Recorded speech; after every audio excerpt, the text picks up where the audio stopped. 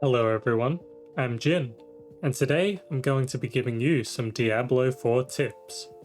Let's get into it. Tip number 1. Ensure your advanced tooltips are on. To do this, you're going to want to hit escape, click options, go to gameplay, and make sure advanced tooltip compare and advanced tooltip information are both checked on. This is just going to allow you to make things easier to compare items and see their property roles, as well as extra indicators. You want to hit save, and then you can head over to sound. You want to go all the way down the bottom here, and turn off player audio on error. This is just going to stop your character from telling you what they can't do whenever an error message comes up. Hit save and you're good to go. Tip number 2. Try to play in a group when you can for those extra XP gains. Diablo IV incentivizes group play by giving you a 5% experience buff when you're near a person, and double that if they're in your party, so take advantage of this when possible. A good example of this would be during Gathering Legion events. Simply hover someone's character, hit E, and press invite to party. More often than not, they'll accept, and when the event's over you can easily leave the party by right-clicking your portrait on the left and leave party. Or maybe you'll want to continue grouping up with them for other things and make a new friend out of it. Tip number 3. Level up your potions. To do this, just find the alchemists in your town, indicated by the mortar and pestle icon on the map, and be at the appropriate level. Early on in the game, it's easy to forget to do this, but it takes very little resources, just a few of the plants you forage when out and about on the map. Tip number 4. How to train your mount. Mounting will move you and your horse instantly in the direction you're facing. If you hold your cursor very close to yourself, your horse will walk. A little further away, it will trot, and any distance after that will cause it to run. When out of town, hitting the spacebar will use spur, which gives your horse a bit of a move speed. If your mouse is at the furthest distance, it will make the mount gallop. Try to only use spur when your mouse is at the furthest distance to gain the max speed and cover the most ground. You can also interact with things from your mount that doesn't require talking or channeling, such as looting or opening chests, so remember to take advantage of that too. As you may have noticed, being mounted also zooms your screen out and gives you more field of view, which is nice and pretty useful, especially for scouting in the PvP zones. Another thing to note is your mount also has a smaller aggro radius than you do, so if you dismount next to a group of monsters that weren't attacking you previously, they might decide to change their minds. Although you can't duck or climb when you're on your mount, you can jump. So if you find footprints, just angle your horse at the right direction and hit the spacebar. Before you know it, you'll be on the other side. Although you may end up sitting on your horse wondering why it didn't jump quite a lot of the time, until you get used to it. Your mount also has a danger bar next to its icon under the bottom left side of your experience bar. When that reaches full and you take another hit, your mount will throw you off and run for the hills, putting it on a longer cooldown, so try to dismount manually before that happens. Your combat dismount, set to the 1 key, will launch you at your cursor's location, but bear in mind it does have a maximum range, and it's kind of hard to use when using spur. When you do land, you'll perform a class-based ability, whether it be a stun or a freeze, etc. And you'll also apply vulnerable to your enemies for a short time, indicated by the purple bar around their health. Don't forget to use this to get the jump on elites, big groups of monsters, or in the PvP zone. Tip number 5. Monster XP. So, how does Monster XP work? Well, each monster gives a set amount of experience depending on their level. Then, they get a modifier based on the world tier, and another modifier based on their level relative to your character. A monster 1 level above you will give plus 15% extra experience. A monster 2 levels above you will give plus 20% XP. A monster 3 or more levels above you will give you plus 25% XP. And that's where the bonus caps out. So what do you kill? It comes down to efficiency. If you can kill monsters 3 levels higher than you, at the same speed and efficiency as something 5 levels higher than you, you would of course want to go for the 5. Better loot and more base XP per monster. But what about elites? Well, compared to the regular monsters, an elite will give you around 7.7 times the experience. So that's why any dungeon or area with high elite density is very good for leveling, especially if they're 3 or more levels above you. Tip number 6. Vendors.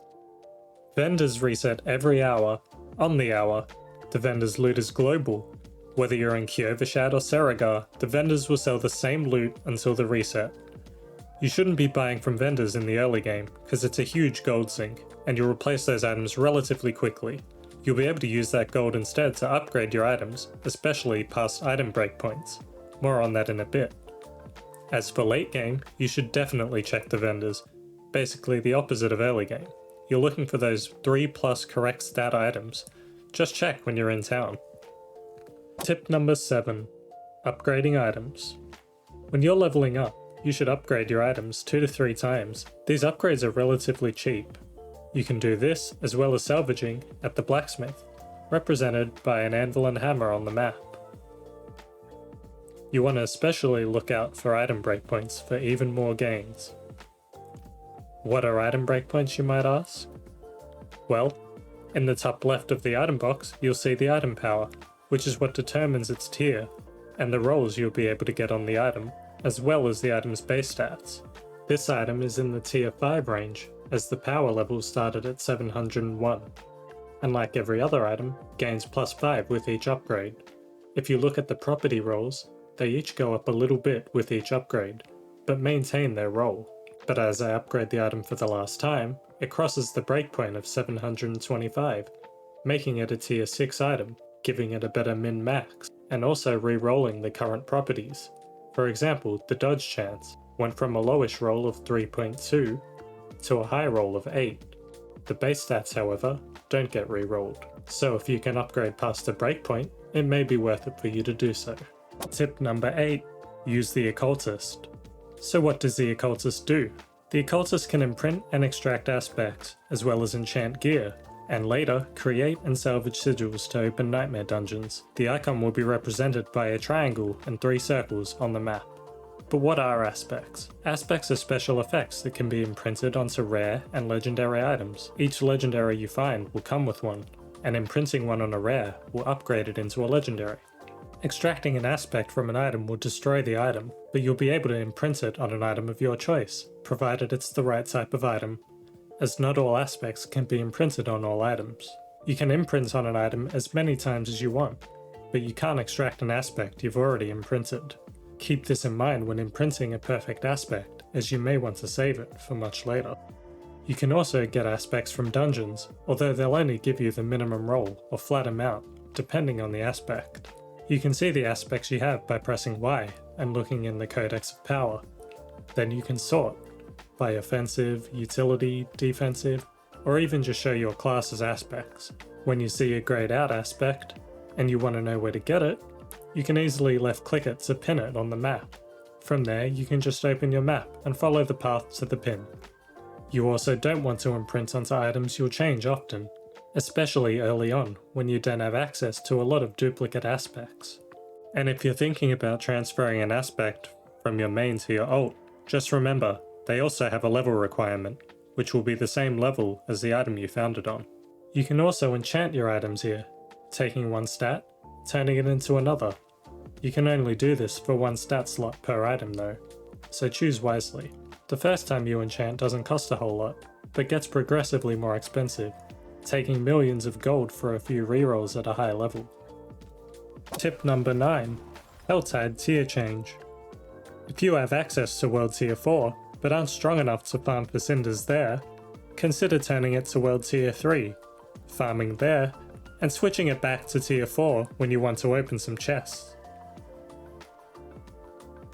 Tip number 10. Use the obols. The what? Murmuring obols are a currency given from chests at the completion of world events, marked by the orange circles on the map and minimap, also from quest caches, and a few other less common ways. You can spend them in towns with the purveyor of curiosities. Look for the icon of a bag with a question mark with some coins. So what do you buy with the obols? Well, as a start, you can buy whispering keys. They only cost 20 obols and open silent chests around the world, which give pretty decent loot, especially when leveling up. Besides that, you would want to use the obols to fill up weak spots in your gear.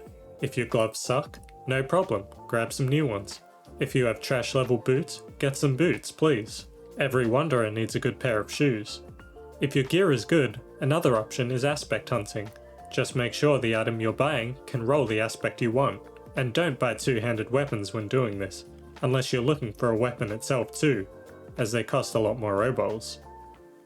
Tip number 11. Leveling and synergy. If you're following a build guide, then great, but if you want to come up with your own build, here are some tips to do that. You're generally wanting to kill the most amount of enemies in the shortest time when leveling, so you want to look for skills with a high base damage, and AoE would be helpful too, especially early on. That way you're less dependent on proper gear. Then you would want to select abilities that work well with each other. Take a barbarian for example. You could use Flay as your basic attack to apply bleeds, Rend as your core attack, even more bleeds and a big AoE. Then further down the line you could add Rupture to detonate the bleeds for massive instant damage and even more AoE. Combo this with the aspects that synergize with your abilities, or with each other, to explode monsters even faster. Tip number 12. Elixirs. Whether you want extra resource regeneration, extra crit chance, crit damage, max life, resistances, or many more options, then you should use an elixir. Every elixir will also grant you 5% experience. They each last for 30 minutes, and you can check the status of it by the potion icon in your buff bar. Elixirs are easy to make back at the Alchemist, costing very little, but more often than not, you'll have more than you know what to do with.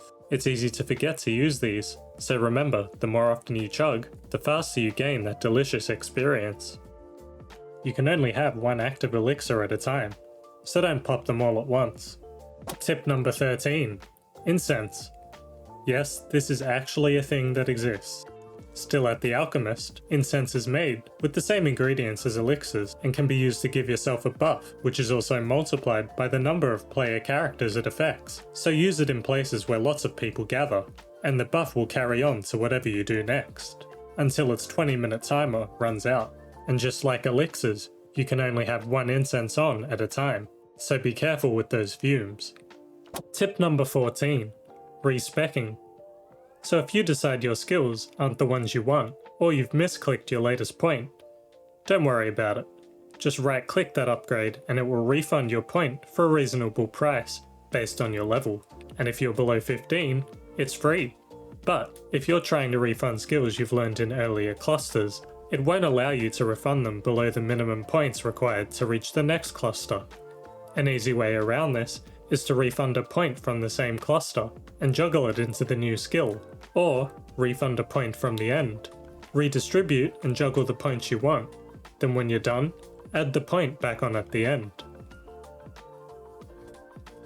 Tip number 15. Damage buckets. So, you might be wondering how to get the most damage possible out of your gear and abilities. I'm going to simplify this here. I'll show the base formula on the screen. Exactly. So what does that even mean?